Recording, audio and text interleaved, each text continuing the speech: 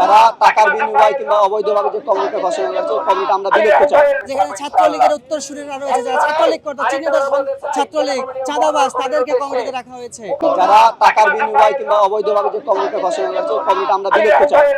সুতরাং রক্তের সাথে বেইমানি কখনো করা যায় না। এরা রক্তের সাথে বেইমানি করে টাকা খেয়ে এই পকেট কমিটি, সুতরাং এই কমিটিতে ছাত্রলীগের নেতা 5ই আগস্ট পর্যন্ত তারা ছাত্রলীগের ছিল, সক্রিয় ছিল। ওরা কিভাবে এই কমিটিতে আসে, এটাই আমাদের প্রশ্ন এবং এটা রাজশাহী জনতার আপনাদের কাছেও প্রশ্ন। টাকা যারা কমিটি দিয়েছে তারাই খেয়েছে। এই কমিটি সালাউদ্দিন আম্মাররা আছে, মাহিন সরকার আছে এবং এরাই তো এই কমিটিটা দিয়েছে। আমরা মনে করি তারাই টাকা খেয়ে কমিটিটা দিয়েছে। সুতরাং এই কমিটি যদি বিলুপ্ত না হয় আমরা আরো কঠোর আন্দোলন গড়ে তোলার প্রস্তুতি নিচ্ছি।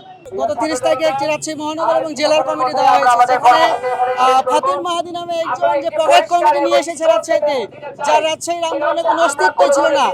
আর রাজশাহী যাদেরকে কমিটিতে রাখা হয়েছে তাদেরকে শহীদ সাকিব আঞ্জুম আলী রায়হানের মতো শহীদদের চিনি না, আহতদের তো বাকি রাখলাম।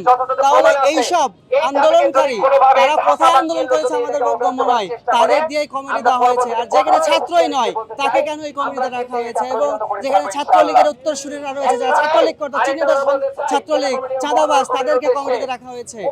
তাদের প্রতিবাদে এই কমিটি বাতিল করতে হবে এবং যারা স্টেক হোল্ডার তাদের সাথে কথা বলে কমিটি দিতে হবে।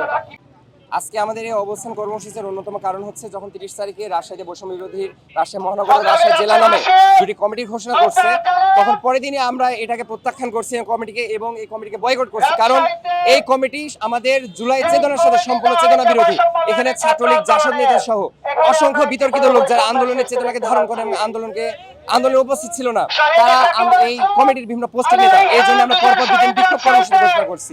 কিন্তু আমরা এটাও জানাইছি আমরা কোনো জনদুর্ভোগ বা জনসাধারণ অসুবিধাতে পড়ে এরকম আমরা কর্মসূচি ঘোষণা করতে চাই না। কিন্তু তারা আমাদের এই দাবিকে অগ্রাহ্য করার জন্য আজকে আমাদের এই জনসাধারণকে অসুবিধায় ফেলে আজকে আমাদের অবস্থান কর্মসূচি নিতে চাইছে।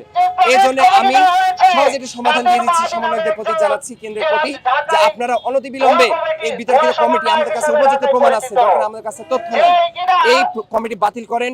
এই কমিটিকে বাতিল করে একটি ফেয়ার এবং জুলাই চেতনাধারীদের নিয়ে একটি কমিটি ঘোষণা করেন।